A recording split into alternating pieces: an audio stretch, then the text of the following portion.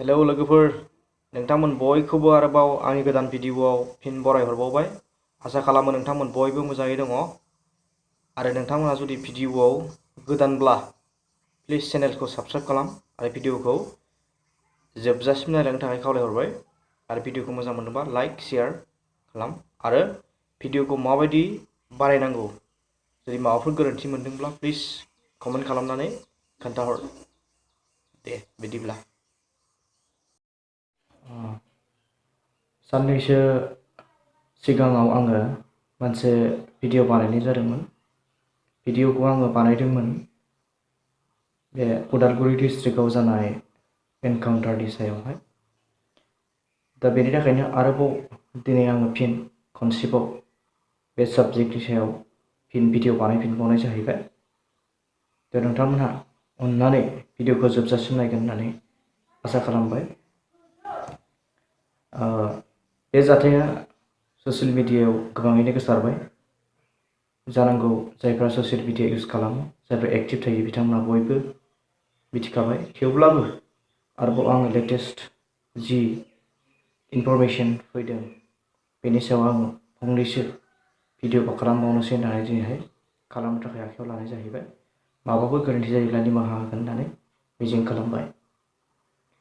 दा उदालगुरियाव जानाय एनकाउन्टाराव गिबियाव केनाराम होननानै दाबि खालामदोंमोन केनारामनि फेमिलिया।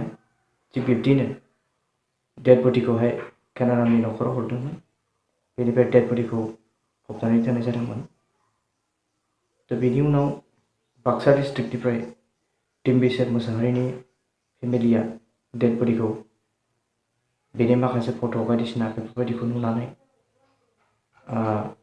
डेड बडिखौहाय डिम्बिसार मोसाहारिनि होननानै दाबि खालामदों आरो दाबि खालामनानै बिथांमोनहा उदालगुरियाव थांदों। बिनि उनावहाय बिथांमोनहा एडमिनिस्ट्रेसन लेभेलाव दाबि खालामदों जे बे डेड बडिया डिम्बिसार मोसाहारिसो होननानै। दा बिनि उनाव डेड बडिखौहाय हाखरनिफ्राय बुरखांफिनदों। बिनि उनाव DNA टेस्ट खालामनो थाखाय हरनाय जादों जाहाथे डेड बडिखौ थारैनो सिनायनो हायो बेयो सोरनि डेड बडिमोन। दा बियो गोबाव सम लाबाय, गोबां सान बारलांबाय। नाथाय जोङो ससियेल मिडियायाव नुनो मोनबाय जे फाइनेलि DNA टेस्ट खालामनायनि रिजाल्टआ ओंखारबाय आरो DNA टेस्ट खालामनानै रिजाल्टखौ मोननाय जाहैबाय डेड बडिया थारैनो बाक्सा डिस्ट्रिक्टनि डिम्बिसार मोसाहारिनि होननानै।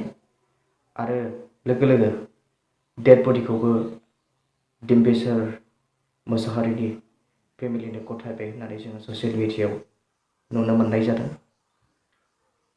दा खोथाया जाहैबाय उदालगुरियाव जि एनकाउन्टार जादों बियो फेकआनो जा रियेलानो जा, आं बेखौसो बुंनो नागिरदों जे आंनि मोन्दांथिया बेसो जे जायफोरनाखि एडमिनिस्ट्रेसन बा जायफोर पुलिसफोर बिथांमोननि टारगेटआ सोरखौमोन?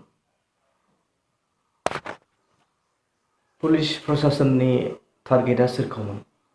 दा पुलिस प्रशासननि टारगेटआ केनाराम बसुमतारी ना बाक्सा डिस्ट्रिक्टनि डिम्बिसार मोसाहारिखौमोन? बिथांमोना गावखांनानै बुंदों जे बे गोथै देहाया केनारामा सासे सिखाव, केनारामा दाखाय, बिथांनि एगेन्स्टआव गोबां पुलिस थानाफोराव केस रेजिस्टार जानानै दङ होननानै बुंदों। दा पुलिसफोरनि टारगेटआ सोरखौमोन? केनारामखौ ना डिम्बिसारखौ? बिथांमोना जुदि केनारामखौ टारगेट खालामनानै गावदोंमोनब्ला गोथै देहाया केनारामनि जानांगौमोन। दायो बोरै बाक्सा डिस्ट्रिक्टनि डिम्बिसार मोसाहारिया जिउ गारनो गोनां जाखो, थैनो गोनां जाखो? दा बेयो साननो गोनां बाथ्रा।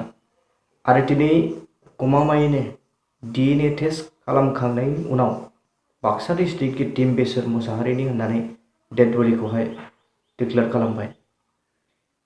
होनब्ला उदालगुरि डिस्ट्रिक्टनि केनारामा बहा थांखो? दायो केनारामखौ नागिरनायनि दायथ'आ सोरनि आखायाव थांगोन? दायो केनारामखौ नागिरगोन ना नागिरा? एबा केनारामा खारग'सिगोन नामा? ना केनारामखौ आरोबाव गावबावगोन पुलिसआ? दायो केनारामखौ पुलिसा नागिरगोन ना नागिरला, ना केनारामखौ गावथारबावगोन, ना केनारामा खारग'बाय, ना केनारामनि दायावनो डिम्बेश्वर मुसाहारिखौ गावथारबाय, केसा बेयावनो जोब्बाय। दा बेयो मोनसे गिदिर सोंथि जाबाय। दा बेखायनो आं रायजो राजाफोरखौ बेखौनो खावलायहरनो सानदों, जाहाथे साफ्रोमबो बर' रायजो राजाफ्रा सांग्रां जायो। मानो होनोब्ला एनकाउन्टार जानाया बेल' नङा, सिगाङावबो जाखांबाय, नंगौब्लाबो नङाब्लाबो। दा बेनिखायनो साफ्रोमबो रायजो राजाफोरखौ आङो सांग्रां जानो खावलायदों, जाहाथे जोङो बेफोरबायदि एनकाउन्टार जानानै जिउ गारनो गोनां जाया। जानो हागौ माबा मोनसे दाय मावोब्ला बेनि थाखाय बिसार दङ, बेनि थाखाय कर्ट दङ, बेनि थाखाय लिगेल प्रसेस दङ। जायहा दाय मावो बियो आयेननि बायदि साजा मोनगोन। जायहा दाय मावो बियो लिगेल प्रसेसजों थांनानै लिगेलि बिथाङा जिबादि पानिशमेन्ट मोननांगौ बिथाङा मोनगोन। बेयाव आंहा बुंनांगौ बाथ्रा थाया, एबा बेयाव साफ्रोमबो रायजो राजाफ्रानो बुंनायनि मोन्थाय थाहैयो। मानो होनोब्ला आयेनखौ रावहाबो आखायाव दिखांना लानायनि मोन्थाय गैया। दा बेनिखायनो पुलिसफोरा बेखौहाय गावथारनो नाङामोन, बिथांमोनखौ हमनांगौमोन। हमनानै बिथांमोननि सायाव जि केस रेजिस्टार जानानै दङ, बिथांमोननि सायाव जि प्रुफ दङ, बिथांमोननि सायाव जि एभिडेन्स दङ, बिथांमोननि दाय मावनायनि थाखाय बियो कर्टआव बिसार जागौमोन। बिनि उनाव जोबथारनायाव बिथांमोननि एगेन्स्टआव जाजमेन्ट होगौमोन। बिथांमोना साजा मोननांगौबा मोनगौमोन, बिथांमोना साजानिफ्राय रेहाय मोननांगौबा बिथांमोना रेहाय मोनगौमोन, बा जेराव बिथांमोना थाहैनांगौब्ला थाहैनांगौमोन, फाइन नांगौब्ला बिथांमोना नांगौमोन।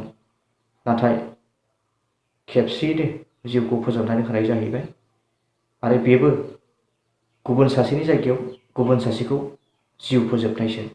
दा बेनि थाखायनो साफ्रोमबो बर' रायजो राजाफोरखौ सांग्रां जानो थाखाय खावलायदों। आरो न'खरनि जाय डिम्बेश्वर मुसाहारि, बिथांनि न'खरावहाय दिनै गोबां खस्थ' होननानै मिथिदों, गथ' गथाय दं होननानै मिथिदों, फरायनाय दं होननानै मिथिदों।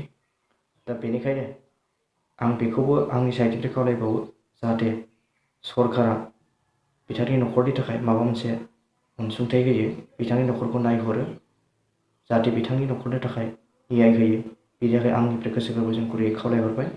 दा भिडिअ'आ बेखिनिसैनोमोन।